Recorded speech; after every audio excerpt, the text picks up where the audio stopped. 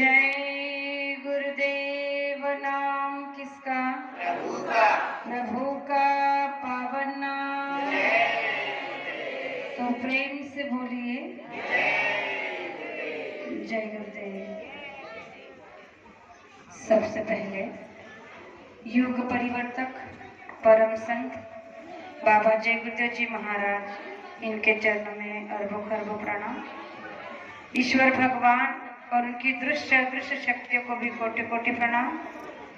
यहाँ पर उपस्थित ग्वालियर संगत के और दूर दराज से आए हुए सभी संगतों के प्रेमियों को मेरा कोटि कोटि प्रणाम। प्रेम पूर्वक जय गुरुदेव जय गुरुदेव। सबसे पहले अपना परिचय देना चाहती हूँ। राजपूत जी ने तो बता ही दिया है कि मैं महाराष्ट्र जलगांव से हूँ और पहले भी यहाँ एक बार आ चुकी हूँ। लेकिन जब गुरु की दया, गुरु की मौज होती है तो वो प्रेमियों से मिलाने के लिए दोबारा हमें भेज देते हैं। तो आज का मौका भी वैसे ही समझो। मेरा आना बिल्कुल भी निश्चित नहीं था, लेकिन जब प्रेमी से प्रेमी मिलता है तो गुरु भक्ति दृढ़ हो जाती है। ये गुरु महाराज के ही अभिवचन है और वही आज मुझे देखने को मिल रहे हैं। तो जब राजपूत जी ने हमें आमंत्रण दिया कि आपको आना ही होगा, जो प्रचार प्रसार हमने निकाला है, जो 7 दिन का ये प्रचार चलने वाला है, मिनी काफिला कह सकते हो, तो मेरी इच्छा है कि आप महाराष्ट्र से अगर आकर हमारे इस प्रचार में थोड़ा सहयोग करोगे तो हम बड़े ही सौभाग्यशाली समझेंगे। लेकिन मैं उनसे कहना चाहती हूँ कि आपने अपना नहीं मेरा सौभाग्य बना दिया है, क्योंकि गुरु के कार्य में, उस कार्य में सहयोग करना और वो भी सभी गुरु भाई और गुरु बहनों के साथ में मिलकर करना, ये परम सौभाग्य का बात है। और ये परम सौभाग्य मुझे आज उनकी वजह से मिला है।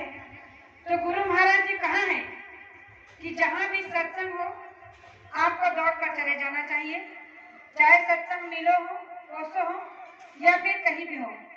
लेकिन अगर आप फ्री हो, अगर आपको लग रहा है कि आप सत्संग में जा सकते हो, तो आपको आनाकानी नहीं करना चाहिए, क्योंकि सत्संग का फल बहुत ही बड़ा है, जिसकी संसार में कोई तुलना नहीं कर सकता। फिर भी एक छोटा सा प्रमाण लेकर गुरु महाराज ने कई बार हमें समझाने की कोशिश की है कि संसार में सभी जब तक व्रतपात से अगर श्रेष्ठ कोई है तो वह सत्संग। तो ऐसे ही एक बार 2 महर्षियों में बात छिड़ गई।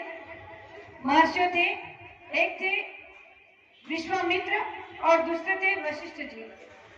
अब दोनों में एक बार ऐसी बहस हो गई कि विश्वामित्र जी कहने लगे कि तप की महिमा बड़ी है और वशिष्ठ जी कहने लगे कि नहीं, सत्संग की महिमा बड़ी है। जब दोनों में इस बात को लेकर बहस होने लगी तो उन्होंने सोचा कि चलो ये बात किसी तीसरे को बताते हैं और वही हमारी इस बात का फैसला कर सकते हैं। तो सोचने लगे कि जाए किसके पास। तो उन्होंने सोचा कि जाकर शंकर जी के पास जाते हैं, वही हमारे इस शंका का समाधान करेंगे। जब दोनों महर्षि शंकर भगवान के पास गए और जाकर उन्हें बताया कि तप की महिमा बड़ी है, ये सत्संग की, तो शंकर जी ने कहा कि देखो, अभी तो मेरे सर पर जटाजूट का भार है, इसीलिए मैं आपको इस सत्संग की महिमा नहीं बता सकता, लेकिन आपकी इस बात का फैसला कोई और कर सकता है। इसीलिए उन्होंने जो शेषनाग जी का नाम बता दिया और कहा कि आप शेषनाग जी के पास जाओ और उनसे इस बात का फैसला कराओ। तो दोनों महर्षि शेषनाग जी के पास चले गए। शेषनाग जी से कहा कि संसार में तप की महिमा बड़ी है या सत्संग की।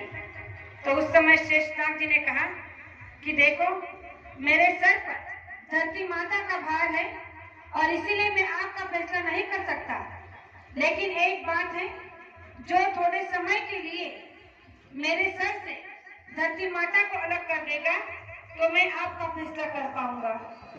अब दोनों महर्षि ने एक दूसरे से कहा, वशिष्ठ जी ने कहा विश्वामित्र से कि देखिए, पहले आप जो है अपनी तप के महिमा को लगाइए, तप के फल को लगाइए और जो है धरती माता को शेषनाग जी के सर से थोड़ी देर के लिए अलग कर दीजिए। तो उस समय विश्वामित्र जी ने कहा कि हे धरती माता, तुम शेषनाग जी के सर से थोड़ी देर के लिए अलग हो जाओ, मैं अपने जीवन का सबका आधा फल आपको देता हूँ। फिर भी धरती माता में कोई हलचल नहीं हुई, स्थिर रही। फिर उन्होंने सोचा और फिर कहा कि हे धरती माता, मैं अपने जीवन का सबका पूरा फल आपको देता हूँ, आप थोड़े समय के लिए शेषनाग जी के सर से अलग हो जाओ। तो धरती माता में थोड़ी हलचल हुई, फिर स्थिर हो गई। अब बात वशिष्ठ जी की थी।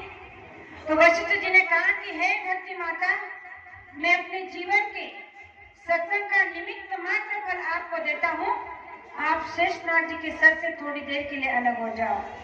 जैसे ही वशिष्ठ जी ने कहा कि सत्संग का निमित्त मात्र फल देता हूँ, धरती माता शेषनाग जी के सर से उतरकर अलग खड़ी हो गई। और जब दोनों महर्षि शेषनाग जी की तरफ देखने लगे तो उन्होंने कहा कि फैसला बचा ही कहा है। जब तुमने अपने जीवन का सारा तप का फल लगा दिया, तब भी केवल धरती माता में हलचल हुई, लेकिन स्थिर हो गई। और इन्होंने तो केवल अपने जीवन का सत्संग का एक निमित्त मात्र फल दिया। और सत्संग आपने देखा कि धरती माता मेरे सर से उतरकर अलग हो गई। इसका मतलब यही है कि संसार में सबसे बड़ा अगर ऊंचा कोई है तो वो है सत्संग। इसीलिए आज हम यहाँ जो इकट्ठा हुए हैं, ये हमारा आपका परम सौभाग्य है कि बाबा जय गुरुदेव जी महाराज ने को जगाने का रास्ता दिया और कहा कि प्रेमियों, आगे संसार में केवल सत्संग ही आपको बचा सकता है। आज अगर गुरु महाराज ने जो लीला खेली है, उस लीला के बाद भी हम सब आज यहाँ एकत्रित हैं, तो ये केवल सत्संग के ही डोर है। और इसी सत्संग के डोर के से बने रहना ही हमारे आपके लिए आज के इस घोर कलयुग में बड़े परम सौभाग्य की बात है। जो 10 महीने से पिछले 10 महीने से 2020 में जो कोरोना की महामारी ने सारी दुनिया को अपनी चपेट में ले लिया था, उस समय अगर कोई बेफिक्र होकर बेलिडर होकर जी रहा था तो वो था केवल बाबा जय गुरुदेव जी महाराज का शिष्य, जो शुद्ध शाकाहारी था और नामदानी था। वो इसलिए नहीं कि वो मौत से नहीं डरता, मौत से डरता है, लेकिन गुरु महाराज ने कहा था कि बच्चों, आगे संसार में एक समय ऐसा आएगा, एक ऐसी भयानक बीमारी आएगी जिसका मुकाबला देश दुनिया का कोई इंसान नहीं कर पाएगा। और उस बीमारी से दूर करने के लिए, उस बीमारी को हटाने के लिए देश दुनिया के डॉक्टर तो क्या, विदेश के डॉक्टर भी फेल हो जाएंगे, लेकिन उस बीमारी की दवा को नहीं बता पाएंगे। ऐसा कठिन समय आने वाला है। और उस समय, उस बात को जब गुरु महाराज ने सत्संग के माध्यम से देश और दुनिया के लोगों को बताया था, तो यही संसार के प्रेमी हंसी मजाक उड़ा रहे थे। लेकिन आज जब ये बात सत्य हो गई कि गुरु महाराज ने कहा था कि एक समय ऐसा भी आएगा कि जहाँ का चक्का वहाँ रुक जाएगा। हम सभी ने देखा कि 10 महीने तक ना कोई गाड़ी, ना कोई ट्रेन, ना कोई बस, ना कोई फ्लाइट कहीं से कहीं गई। यहाँ तक कि कोई मोटरसाइकिल लेकर भी बाजार तक नहीं जा सकता था। इतना बड़ा लॉकडाउन गुरु महाराज की जो बात थी वो संसार में हो गई थी। तो सरकार ने जो लॉकडाउन के नाम पर लोगों को घर में बंदी बनाकर रख दिया था, ये सरकार ने नहीं, ये संत महात्मा की वाणी थी कि अगर आपने अपने कर्मों को नहीं सुधारा, अगर आपने अपने कर्मों को बचाने का रास्ता नहीं ढूंढा, तो इससे भी भयानक समय आगे आएगा और उसके लिए आपको तैयार रहना होगा। आज जब ये बात सबके सामने आ गई तो मरने के भय से लोगों ने मांसाहार को छोड़ने के लिए तैयार हो गए। लेकिन जैसे ही ये कोरोना का डर उनके दिल दिमाग से निकलने लगा, फिर लोग वही मांसाहार की ओर भागने लगे। फिर देखो प्रकृति का नियम कि फिर से उन्होंने बर्ड फ्लू नाम की बीमारी को भेज दिया, जो कहा कि पशु पंछी के द्वारा ये बर्ड फ्लू की बीमारी संसार में फैल रही है। जो कोई भी चिकन, मटन, मुर्गी खाएगा वो इस बीमारी से, महामारी से लग जाएगा और फिर उसे कोई नहीं बचा सकता। प्रेमियों, ये प्रकृति के संकेत बाबा जय गुरुदेव जी महाराज ने कई वर्ष पहले हमें बता दिए थे, लेकिन आज जब संसार के प्रेमी इस बात को मानने के लिए तैयार नहीं है, तो गुरु महाराज ने कहा था कि आप केवल बुक्कू बनकर बताते रहना, मानना ना मानना उनका काम। आप केवल अर्जी आपकी रखना, मर्जी उनके रहने देना। फिर जब उनके पास समय आएगा और जब समय का डंडा उन्हें पड़ेगा और जब उनसे पूछा जाएगा क्या तुम्हें कलयुग में किसी ने समझाया नहीं था, क्या कलयुग में तुम्हें किसी ने बताया नहीं था कि मांस मदिरा का सेवन करना मनुष्य जाति के लिए कितना हानिकारक है, तो उस समय उनके आंखों से आंसू नहीं, खून के आंसू बहेंगे। तो गुरु महाराज की एक एक वाणी आज सत्य हो रही है। लेकिन फिर भी प्रेमियों, आज इस बात को समझने के लिए जब सत्संगी तैयार नहीं है, तो संसारियों की बात तो और है। बहुत सारे प्रेमी आज इसी भ्रम में भटक गए हैं कि गुरु महाराज चले गए, अब जब गुरु महाराज ही नहीं तो हमारा व्रत रखने का क्या मतलब है। तो कई प्रेमी मैंने ऐसे भी देखे हैं कि कई सालों से नामदान लेने के बाद भी भटक गए और मांसाहार का सेवन करने लग गए, शराब को पीने लग गए, यानी कि उन्होंने अपने नरक के द्वार को खुद ही खोल दिया है। तो गुरु महाराज ने कहा कि प्रेमियों, नरक की यात्राएं कितनी भयानक और कठिन है, ये आप तो सोच भी नहीं सकते। जब आपको नरक की यातनाओं को भोगने के लिए नरक के कुंड में डाल दिया जाएगा, तो आपको पता नहीं हुआ, आपको कल्पों तक सड़ाया गलाया जाएगा।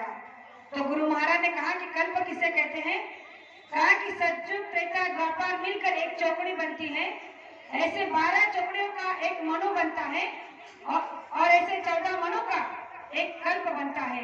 जरा आप सोचो, जब इतने कल्पों तक हमारी आपकी जीवात्मा को नरक की यातनाएं भोगनी पड़ेगी, तो क्या आपको आराम मिलेगा, सुख चैन मिलेगा? बिल्कुल नहीं। तो ये फिक्र क्या केवल संत महात्मा को होती है, परम पिता परमात्मा को होती है, और इसीलिए वो हमारे आप के लिए रास्ता निकालते रहते हैं। लेकिन आज के संसार के प्रेमी इस बात को समझने के लिए तैयार नहीं है। तो आगे आने वाले भयानक से भयानक बीमारी से लड़ने के लिए गुरु महाराज ने कहा कि आप तैयार हो जाना। फिर गुरु महाराज ने कहा कि गुरु आदेश का पालन करना ही इस घोर कलयुग में गुरु की एक सच्ची भक्ति का इंद्रिय है। इसीलिए गुरु महाराज की भक्ति का करना आज के सभी मानव जाति के लिए, सभी सत्संगी प्रेमियों के लिए एक बहुत बड़ा आदेश है। आप कहोगे कैसे? गुरु महाराज ने कहा कि सत्संग में आते हो, गुरु के वचनों को बताते हो, ध्यान भजन के बारे में बताते हो, लेकिन ध्यान भजन करते नहीं हो। तो गुरु महाराज ने कहा कि जब तक ध्यान भजन करोगे नहीं, तब तक गुरु की दया कैसे मिलेगी? और गुरु की दया मिलने के लिए जो है आपको सुबह 1 घंटा, शाम को 1 घंटा नियमित रूप से ध्यान भजन करना होगा, तभी जो है आपका रास्ता खुलेगा, आपकी जीवात्मा जगेगी और वहां जाएगी जहां से वो आई है। तो इस पर गुरु महाराज ने एक छोटा सा प्रमाण दिया था कि एक बार नानक जी एक गांव से गुजर रहे थे, उन्हें रोक लिया और कहा कि नानक जी, क्या आज के दिन आप हमारे घर रुक सकते हो? नानक जी ने कहा कि बिल्कुल, इसमें कोई शंका की बात नहीं है, क्योंकि संत हमेशा परोपकारी होते हैं, दयागार होते हैं और उनमें कभी किसी प्रकार की जाति भेद का कोई भेद नहीं होता है। तो नानक जी ने कहा कि मैं अवश्य आपके यहाँ रुकूंगा। और उस दिन नानक जी उस मौलवी साहब के यहाँ रुके जो मुसलमान थे। तो गांव बिरादरी में सब लोग इस बात की चर्चा करने लगे कि एक सिख धर्म के संत एक मुस्लिम के यहाँ रह रहे हैं, वहाँ खाना खा रहे हैं, ये कैसा धर्म है? जब ये बातें सब तरफ फैल गई तो लोग उनसे पूछने के लिए उनके घर आने लगे। तभी से मौलवी साहब ने नानक जी से एक प्रश्न किया कि नानक जी, आज मेरी इच्छा है कि मैं नमाज पढ़ने के लिए मस्जिद जा रहा हूँ, तो क्या आप मेरे साथ